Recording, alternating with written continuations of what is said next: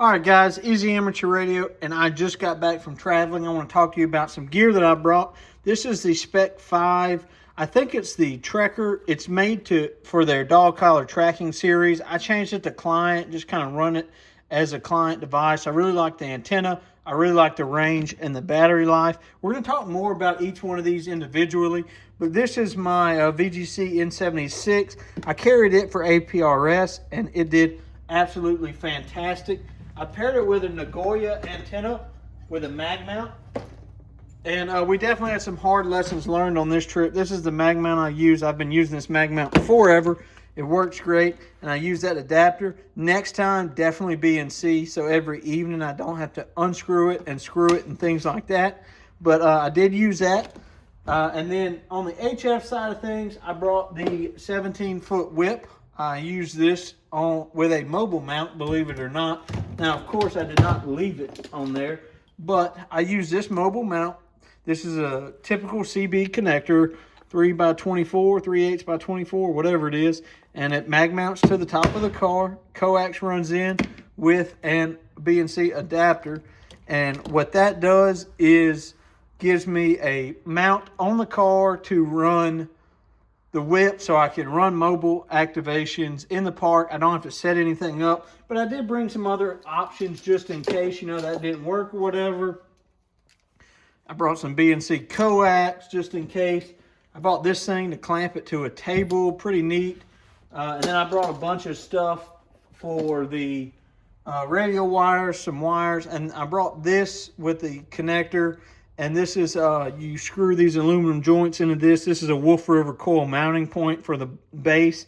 And I used that, and that was pretty handy for if I needed to set up something portable, my 17-foot whip. But that's enough about these items. A lot of these items, you can purchase this from a truck stop. There's nothing super fancy about what I'm traveling with or anything unique to my situation. Here's my mobile antenna. You can get that off of Amazon.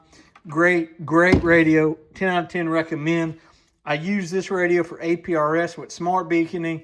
The lowest I saw it get was on our way up there, and it was somewhere in the neighborhood of like 39%.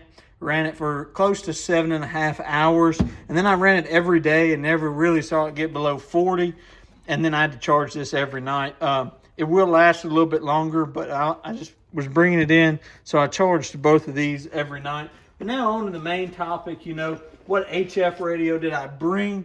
We were in Hot Springs, Arkansas, which, if you know anything about that, that's the big national park.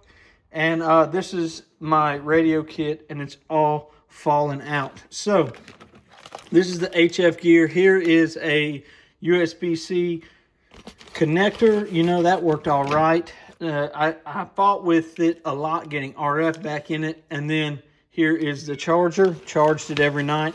The cat is excited, so you might hear some meowing. Here's a 4.5 amp hour battery to get 10 watts out of the X6100. Worked great. Never needed a charger, mainly because I couldn't really use the power that I wanted to. Here is a adapter for the power cord to plug it in. And then the X6100. This is a fantastic radio. Absolutely love this radio. But with the setup that I was using in the hills, QRP, this was a hard lesson learned. I failed 2 of the 3 activations because we were down in a valley. It was QRP, and I kept getting stray RF back into the USB cable, into the side of this radio, and into the laptop.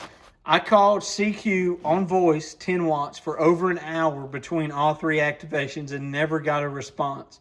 So that tells me that the low takeoff angle in the mountains, in a valley, might not be the best thing to do. I even, got on top of the hill, big antenna, and 17-foot whip, 20 meters. The band was loaded. I heard a lot of people, but couldn't make it work with this radio.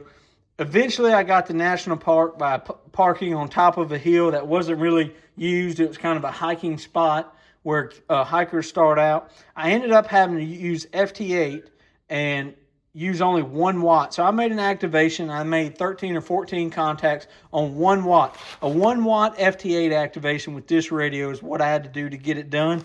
It was definitely the little engine that could, but there was a bunch of stray RF. Always had to finagle with it. I knew I should have brought a 100-watt radio instead of this radio. I put it through its paces. I really enjoyed it, but I got so frustrated by spending 2 hours at each activation trying to get it to work and futzing with it that this radio is going for sale. As much as I love these radios, you know, I'm getting to a point in my life, in my ham journey, where I want it to work. I want it the first time. You know, I had my family with me, and they didn't want to sit there and listen to me futz and use potty mouth over this radio not working. So I should have brought either the 705 or the 991, but hey, you live and learn. This was hard lessons learned. I got one park activated. That's what was fun about it. So 73 guys, thanks for watching. I hope you take some lessons I've learned from traveling. I'll talk a little bit more in some shorter form videos, but that's it. Easy Amateur Radio saying 73. Keep an eye on QRZ. You might just see this radio for sale. 73.